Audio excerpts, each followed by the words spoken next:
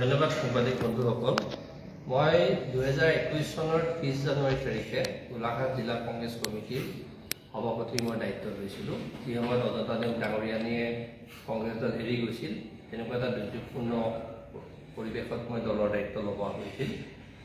আজি 16 ফেব্ৰুৱাৰী 2024 চন 3 বছৰ 1 মাহ 16 দিন পাছত যিটো দলক আজি মই 15 বছৰে সততাৰে নিষ্ঠাৰে কংগ্ৰেছ দলৰ এগৰাকী সাধাৰণ কৰ্মী হিচাপে যিখিনি দায়িত্ব দিছিল, সেই দায়িত্বখিনি পালন কৰাৰ পাছতো মাত্ৰ এখন ফটোক লৈ বৰ্তমানৰ প্ৰদেশ কংগ্ৰেছৰ সন্মানীয় সভাপতি ভূপেন বৰা ডাঙৰীয়াই মোক কোনো আত্মপক্ষ সমৰ্থন কৰাৰ সুযোগ নিদিয়াকৈ মোক দলৰ সভাপতিৰ দায়িত্বৰ পৰা অপসাৰণ কৰিছে।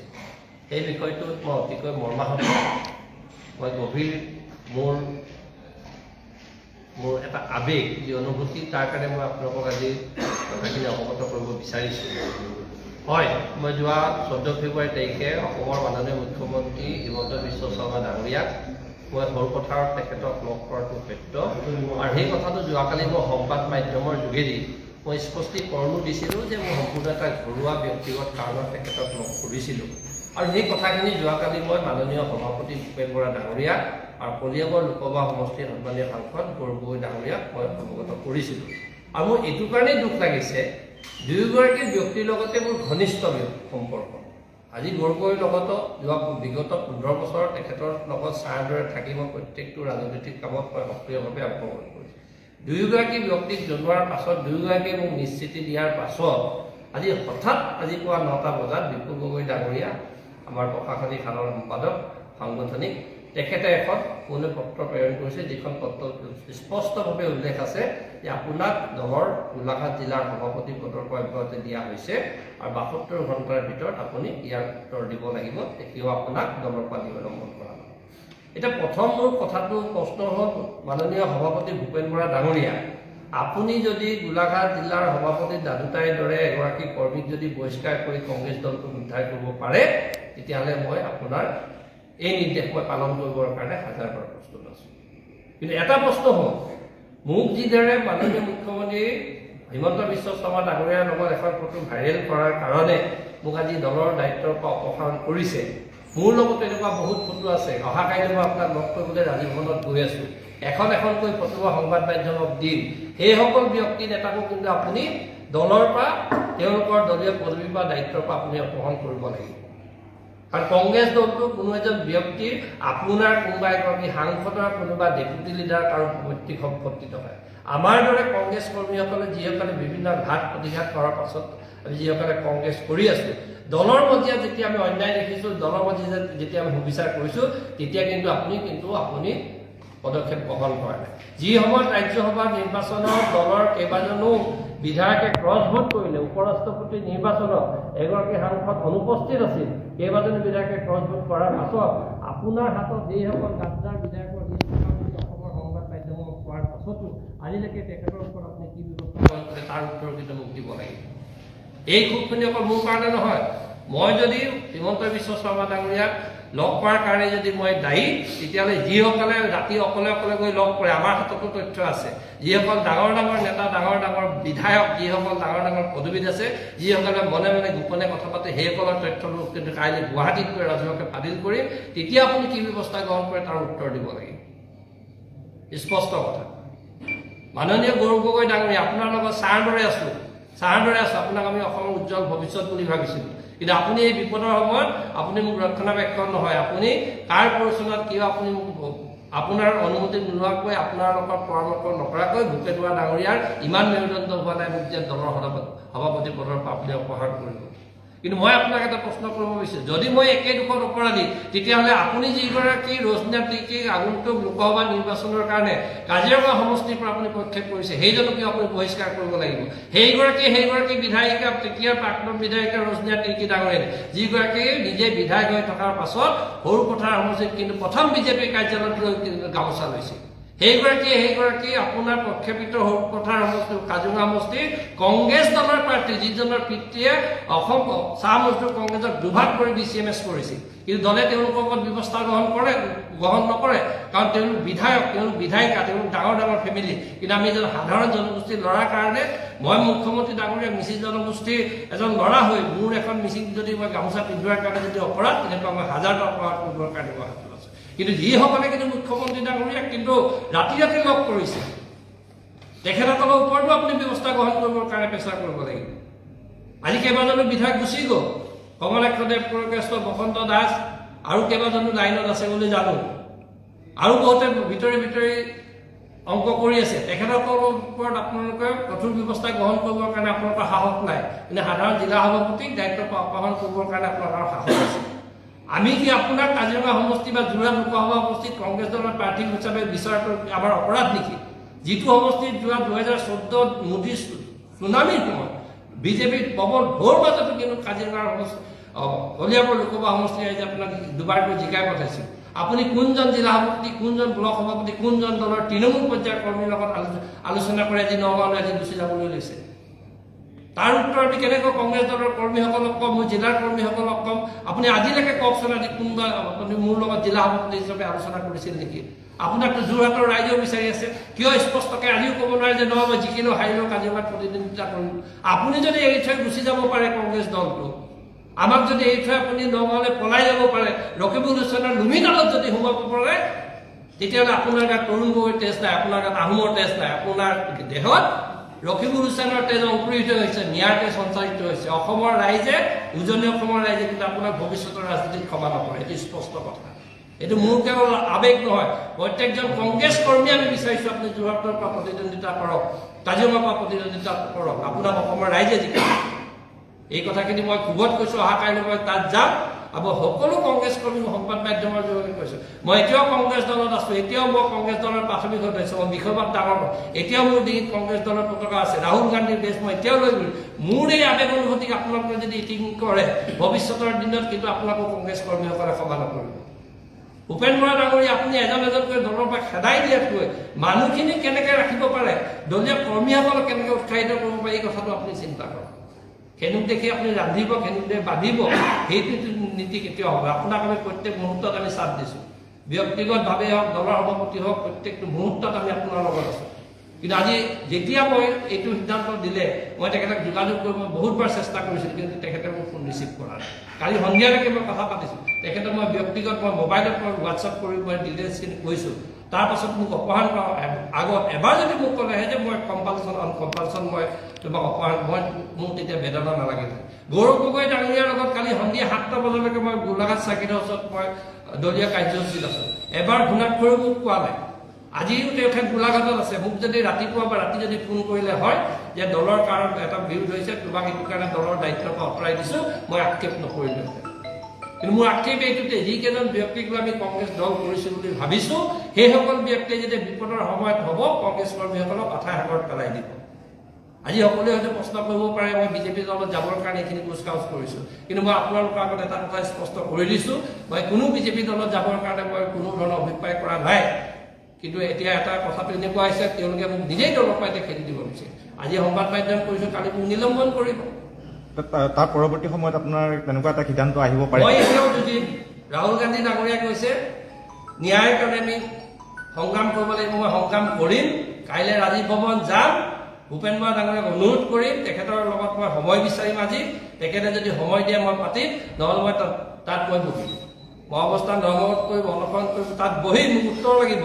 মোক যদি অপহৰণ কৰিছে, বাকী MLA বিলাককো অপহৰণ কৰিব লাগিব, তেওঁলোকৰ ওপৰতো দলে একশ্যন ল'ব লাগিব।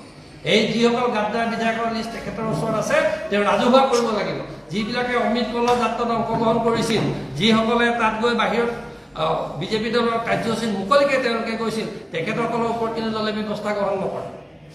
আপুনি এটা কথা কৈছে যে শেষ মুহূৰ্তলৈকে আপুনি যিহেতু যুঁজিব, যিহেতু আপোনাক একো আগতীয়া কথা নোকোৱাকৈ কালি অপসাৰণ কৰি দিলে, 72 ঘণ্টাৰ সময় দিছে, যদি দলীয় হাইকমাণ্ডে বা অসমৰ আপোনালোকৰ যিজন দলীয় হাইকমাণ্ড আছে সভাপতি, তেওঁ যদি আপোনাক এই ক্ষেত্ৰত যদি বিশেষ সহায় নকৰে, তেতিয়া পৰৱৰ্তী সময়ত বিজেপি ছেক্ৰেটাৰী মানে বিকাশ উপাধ্যায় ডাঙৰীয়া, আমাৰ আপাৰ আছাম ইনচাৰ্জ, তেওঁ ৰাতিপুৱা মোক নিজে ফোন কৰি আচৰিত হৈছিল मैं जोवाली कथा जे विकास जी ऐसे ऐसा बात ये सब चलो कुछ नहीं तो नहीं जा रहा है सर नहीं जा रहा है तो चलो तेও आज निजे सरप्राइज AICCৰ কোনো ডিসিশন নাই সাথে ডাঙৰীয়া তেখেতে কোনো হোৱা নাই তে ভূপেন বৰাৰ কাটেও মোক নিজে প্ৰতিশ্ৰুতি দিছে যে এইটো সৰু কথা হ'ব তুমি মোক কৈছা মই বিশ্বাস কৰিম তাৰপিছত তেওঁ কাৰ নিৰ্দেশত মোক অপহাৰ কৰিছে পদবী পৰা কিবা ষড়যন্ত্ৰ সোমাই আছে নেকি সম্পূৰ্ণ ষড়যন্ত্ৰ থাকিব পাৰে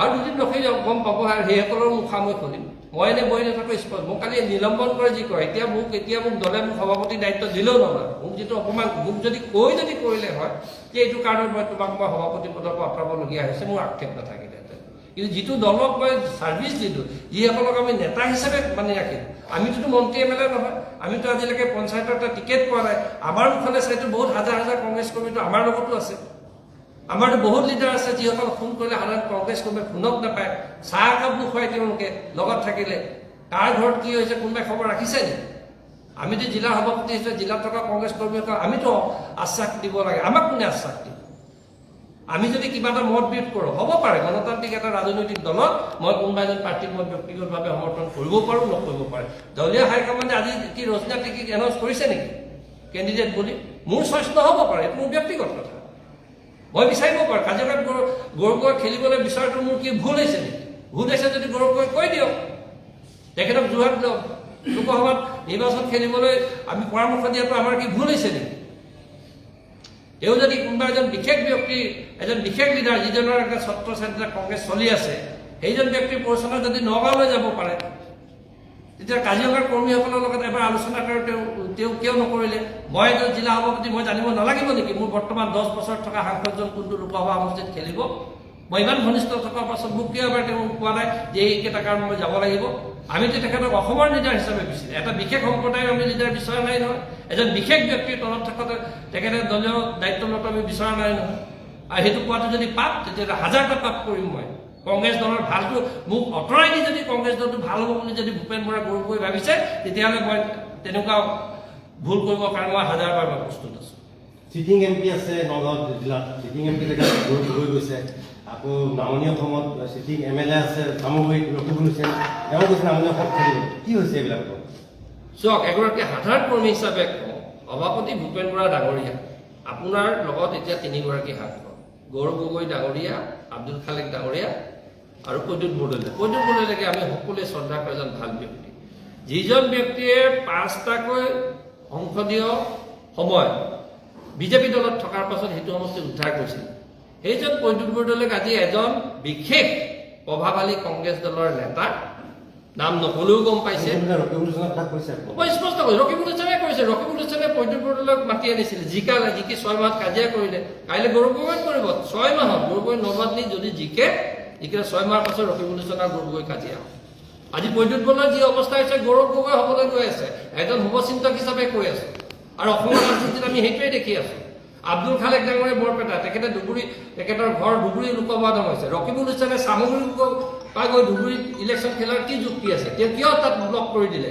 আব্দুল খালেক প্ৰদ্যুৎ বৰদলৈৰ চিটটো কিয় ব্লক কৰিলে তেতিয়া সামগ্ৰী সমষ্টিৰ পৰা ৰিজাইন দি লওক আৰু মই যদি হাৰো তেতিয়াহ'লে নিৰ্বাচন সামগ্ৰী সমষ্টি মই বিধায়ক হৈ নাথাকোঁ বুলি ৰাজহুৱাকৈ ঘোষণা কৰক কিয় প্ৰদ্যুৎ বৰদলৈ আৰু আব্দুল খালেকক তেওঁ বিত্ৰয় কৰিছে তাত ভূপেন বৰাই কিয় মাত নামাতে আমি সৰু এটা কাম মোৰ ভুল হৈছে ভুল এইটো কাৰণে কৈছোঁ হয় মই যাব নালাগে মই তেতিয়াও কৈছোঁ মই জিলা সভাপতি হিচাপে যাম মই এটা সাধাৰণ নাগৰিক হিচাপে উইথ প্ৰায়ৰ এপইণ্টমেণ্ট লৈহে তেখেতক মই গৈছোঁ মই এটা ব্যক্তিগত কামত মোৰ সেইটোৱে যদি অপৰাধ তেনেকুৱা অপৰাধটো বহুত ডাঙৰ অপৰাধ কৰি আছে তেওঁলোকৰ ওপৰত ব্যৱস্থা গ্ৰহণ কৰাৰ সাহস কিয় নাই আৰু দলীয় নেতৃত্বই সকলো জানে AICC লিডাৰসকলে নাজানে নেকি কোনে কি কৰি আছে আপুনি যেহেতু যথেষ্ট ক্ষুণ্ণ হৈছে আৰু এটা ক্ষুণ্ণ হ'বলগীয়া কথাই মই শেষ প্ৰশ্নটো কৰিছোঁ যে আপুনি কাইলৈ গুৱাহাটীলৈ যাম বুলি কৈছে তাতে আপুনি যিখিনি কৰিবলৈ কৰিব অৱস্থান কৰিম বুলি কৈছে প্ৰতিবাদ কৰিব শেষ সাংবিধানিকভাৱে গণতান্ত্ৰিকভাৱে যিখিনি মোক সুবিধা মোক সংবিধানে দিছে দলৰ সংবিধানে দিছে সেইখিনি মই চব কৰিম তাৰ পিছতো যদি এনেধৰণৰ একেই ঘটনাই ঘটি থাকে বিজেপিমুখী হোৱা বা অন্য দললৈ যোৱা কিবা চিন্তা ইয়াত কোনো বিজেপিমুখী AGP-মুখী কোনো কথা নাই মই মোৰ দলৰ ভিতৰত থাকি মই ফাইট কৰিম অকল এইটো মোৰ ফাইট নহয় মোৰ দৰে বহুত দিপাই তেনেকুৱা হাজাৰ হাজাৰ কংগ্ৰেছ কৰ্মীয়ে কিন্তু এই একেখিনি কথাকে তেওঁলোকৰ মনত পুঞ্জীভূত যিখিনি খুব আজি মই এগৰাকী সভাপতি হিচাপে অপৰাহিত হ'লে মোক ক'ব পৰা মোৰ হঠাৎ আছে, বহুতে এইখিনি কথা ক'ব নোৱাৰে, তেওঁলোকৰ বহুত ক্ষোভ আছে, অকল মোৰ ক্ষোভ নহয়, আপোনালোকে বহুত এনেকুৱা পায়। আজি যোৱাকালিৰ পৰা মোক হাজাৰৰ ওপৰত মোৰ কৰ্মী ফোন কৰি আছে, কৈছে যে দাদা কি সাধাৰণ এটা কামৰ কাৰণে যদি এনেকুৱা গুৰু অপসাৰণ কৰে তেতিয়াহ'লে মই কি কৰিম?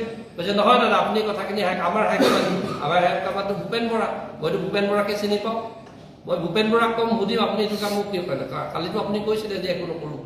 দাদা ইয়াৰ মাজতে আৰু এটা প্ৰশ্ন কৰি দিম, এই যে বিজেপি মুখী হৈছে বহুত কংগ্ৰেছী আচলতে এই সময়ছোৱাত, কি কাৰণ আছে? কেন্দ্ৰীয় নেতৃত্ব বা ৰাজ্যিক নেতৃত্ব তেওঁলোক ধৰি দিব? ইয়াৰ দুটা কথা।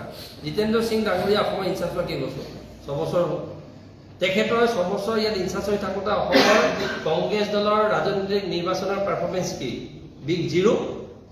21 নিৰ্বাচনৰ পাছত বহুত কথা ওলালে, বহুত পাৰ্টিৰ পৰা কেণ্ডিডেট ল'লে, দুলু আহমেদৰ দৰে ব্যক্তি আঁতৰি যাব লগা হ'ল, যিবোৰ আমাৰ বহুত ঠিকা চিট আছিল, চিপৰাং মাৰি কণ্টি মাৰি জোৰ জবৰদস্তি। কংগ্ৰেছত কি হয়, জোৰ জবৰদস্তি টিকেটটো ঠিকেই দিব পইচা পাতি খায়, কিন্তু জিকৰ দায়িত্ব কোনো নহয়, আৰু হৰাৰ পাছত তাৰ কোনো একাউণ্টেবিলিটি নাই। এইবোৰতো আমি দেখি আহিছোঁ। এতিয়া আমি কম সেইবোৰ কথা, কোন কোন লিডাৰে কাৰ পৰা কিমান পইচা লৈছিল, সেইবোৰতো বহুত ৰেকৰ্ডিং আছে। দুলু আহমেদ কিয় কংগ্ৰেছ দলৰ পৰা আঁতৰি যাবলগীয়া হ'ল? কাইলৈ হয়তো মোকো খেদি দিব পাৰে, কিন্তু সময়টো বিচাৰ কৰিব কিছুমান কথা। সেইবোৰ লিডাৰ এতিয়াও ডাঙৰ লিডাৰ হৈ আছে, তেওঁলোকৰ পৰা দলে কোনো ব্যৱস্থা গ্ৰহণ নকৰে, সাহস নকৰে। আমি সৰু মানুহ কাৰণে আমাক এক্সপেল কৰিব, আমাক বিমোক কৰিব। কিন্তু কংগ্ৰেছটো এটা কথা স্পষ্ট কথা, মোৰ কংগ্ৰেছ কৰ্মীসকলক এটা কথা কৈছোঁ, কংগ্ৰেছটো কাৰো বাপেকৰ সম্পত্তি নহয়। আমি নিজৰ দলৰ বজিয়াৰ ভিতৰত থাকি আমাৰ হকৰ কাৰণে, আমাৰ ন্যায়ৰ কাৰণে আমি কিন্তু ফাইট কৰি যাওঁ। কোনোবাই কৰে লগ দিয়ে নিদিয়ে মই নাজানো, কিন্তু মই ফাইট কৰিম। গতিকে এই কথাটো মই আপোনালোকৰ আগত স্পষ্ট কৰিছোঁ। এখন গামোচা পিন্ধোৱাৰ বাবে বা ৰাজ্য বস্ত্ৰ দিয়াৰ বাবে ইমান কংগ্ৰেছ শিক্ষকসকলে ইমান আপোনাৰ বিৰুদ্ধে কঠোৰ ব্যৱস্থা ল'লে, এখন মুখ্যমন্ত্ৰীগৰাকীক আপুনি দিছে। চাওক, মই এগৰাকী মিচিং সম্প্ৰদায়ৰ ল'ৰা। 14 ফেব্ৰুৱাৰী আমাৰ জাতীয় উৎসৱ আলি আই লৃগাং আছিল। মই সাক্ষাৎ কৰিবলৈ যাওঁতে মই গামোচা নলৈ কি মই বেলেগ বঙালী গামোচা এখন বা বেলেগ এখন লৈ যাব লাগিছিল নেকি, আৰনা এখন নিব লাগিছিল নেকি? আৰু সেইটো যদি মই মিচিং হিচাপে মই যদি নিজৰ জনগোষ্ঠীক গামোচাখন দিয়াটো অপৰাধ বুলি তেওঁলোকে গণ্য কৰিছে, তেওঁ সাক্ষাৎ কৰাটো যদি গণ্য কৰিছে, তেতিয়া তাতকৈ দুৰ্ভাগ্যজনক কথা একো হ'ব নাই। তেতিয়াহ'লে কোনো জনগোষ্ঠীয়ে তেওঁলোকৰ লগত নাথাকিব, কোনোৱেই নাথাকিব। কোনোবা বড়ো সম্প্ৰদায় কোনোবাই যদি প্ৰমোদ বড়োৱে যদি লগ কৰিবলৈ যাওঁতে তেওঁ কি নিজৰ বড়ো আৰনা এখন নিদি পিনে তেওঁ কি বেলেগ গামোচা দিব নেকি? আৰু সেইটো দিয়াটো কি বেলেগৰ কাৰণে পাপ হ'ব পাৰে নেকি?